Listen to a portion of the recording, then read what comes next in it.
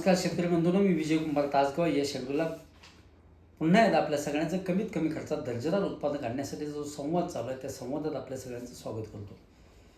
बंधूंनो, आज आपण ऊस ह्या विषयावर संवाद साधण्याचा प्रयत्न करतोय.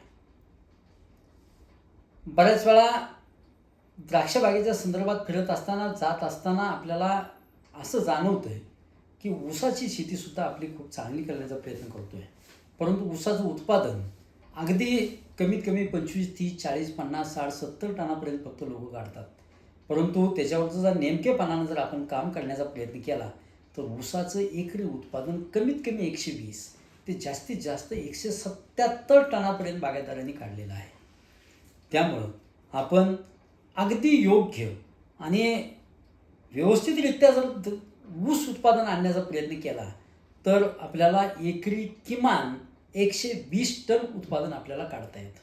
मग एक एकरात ऊसाची संख्या 43,000च्या पेक्षा थोडीशी जास्त, म्हणजे 43,250 किंवा 40,000च्या आजूबाजूला ऊसाची संख्या ठेवली आणि एका ऊसाचं वजन फक्त 3 ते 3.25 किलो आपण मिळवलं तर 4×12 म्हणजे जवळजवळ 120 टन आपल्याला सहज उत्पादन काढता येतं.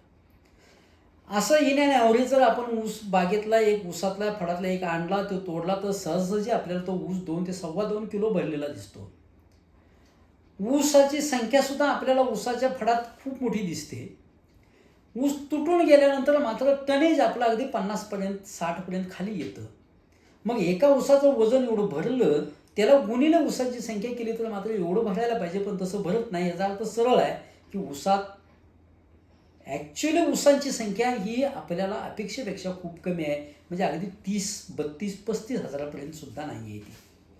मग ऊसाची रोपाची संख्या आपल्याला कशी टिकवावी लागेल, ऊस कोणता लावावं लागेल, सुरू लागण अडसायला लागण म्हणजे काय, ऊसाचं एकरी उत्पादन वाढवायचं कसं, कार्यक्षम पानं किती त्या एका ऊसाला कार्यक्षम पानं किती असावी, 1 स्क्वेअर फुटाला ऊस किती असावा, ऊसाच्या कांड्या किती असाव्या, त्याला खतांच्या मात्रा कोणत्या द्याव्यात, ऊस कोणत्या महिन्यात ॲक्च्युली खरं म्हणजे लागण करायला पाहिजे, ह्या सगळ्या विषयावर, ऊसाची ब्रीस कधी किती पाहिजे, त्याला डिफिशियन्सीज कोणत्या असतात, पाणी कधी आणि कसं द्यायचं असतं, फक्त ऊस लावला की झालं असं नाही आहे.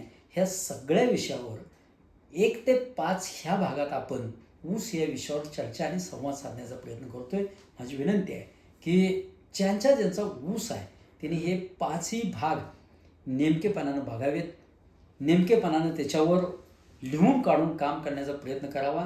मी आपल्याला विनंती करतो की ऊस ह्या पट्ट्यात आपण हा व्हिडिओ जास्तीत जास्त शेअर करावा आणि कमीत कमी खर्चात कमीत कमी 120 टन ऊस उत्पादन कसं येईल ह्याच्यावर जर काम केलं तर बागायतदार बंधूंनो खूप सुंदर आपल्याला उत्पादन आलेलं दिसेल. धन्यवाद.